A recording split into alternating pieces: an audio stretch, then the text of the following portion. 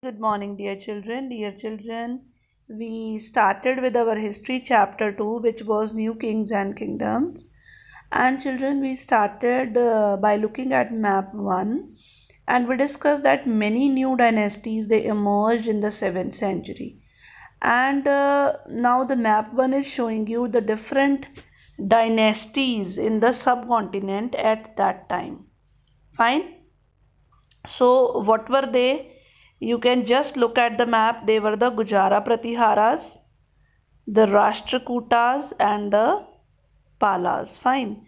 So, these were the dynasties which were there. Fine.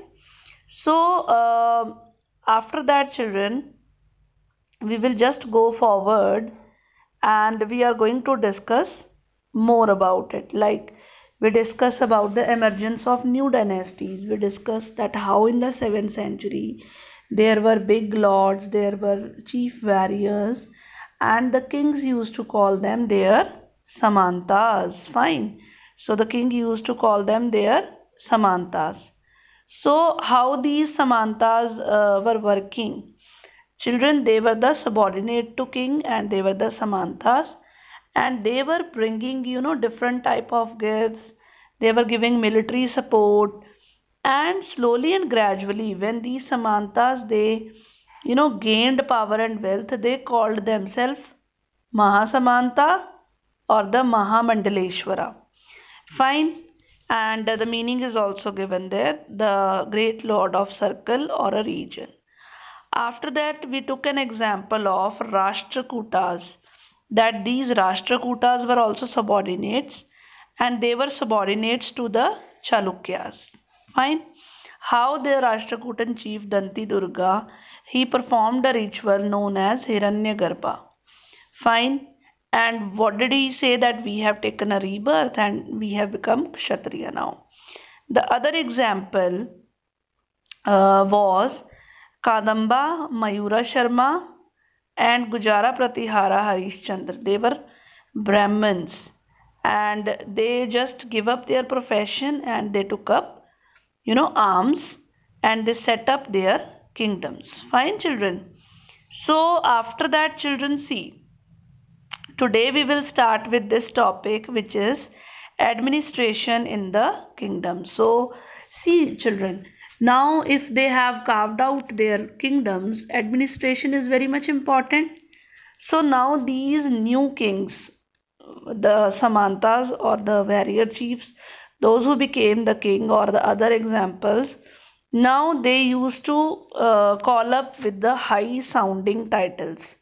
And what do they were calling themselves? Maharaja Dhiraj or Tribhuvan Chakravartin. They used to call them this. Fine. And after that, what did they do? They shared their power with their samantas, as well as they have different people to work for a king. So they shared their power, they give them some responsibility and authority as well. And these people used to collect different types of sources. Fine.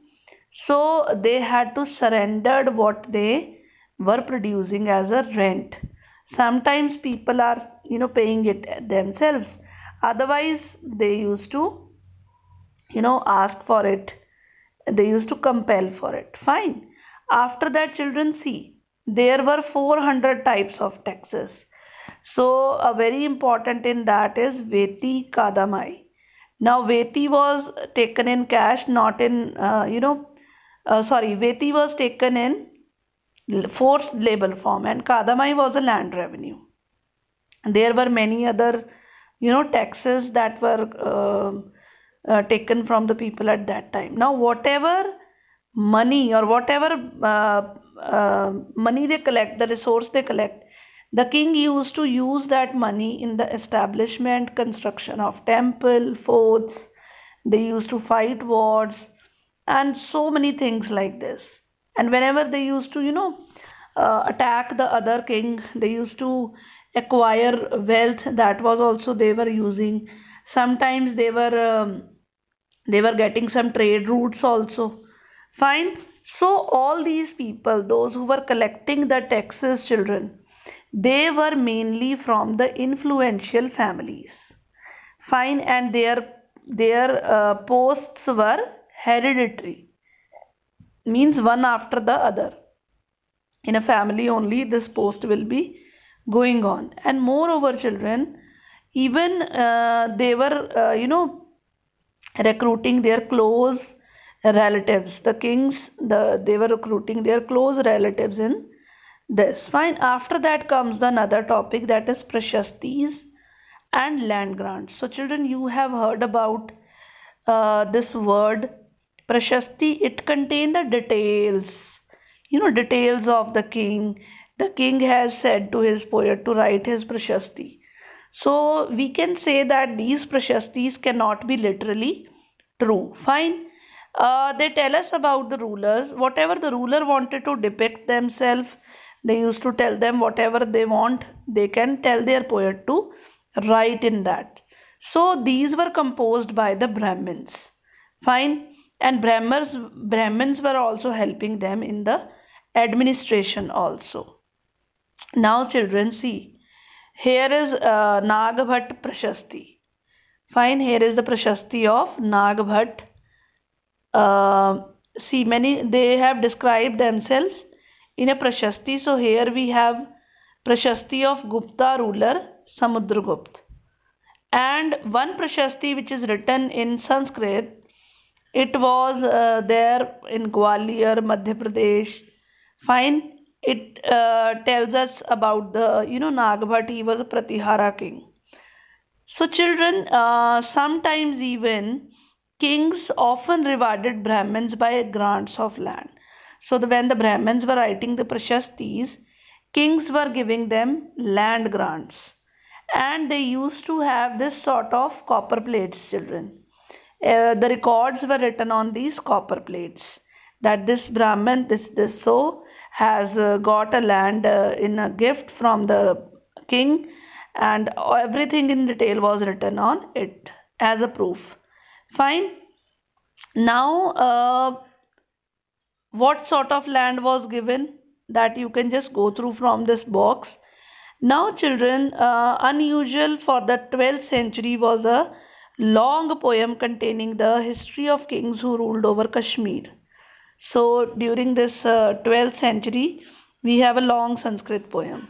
Now it was composed by an author named Kalhana. So Kalhana has written that poem, and it was describing the history of kings that were ruling Kashmir.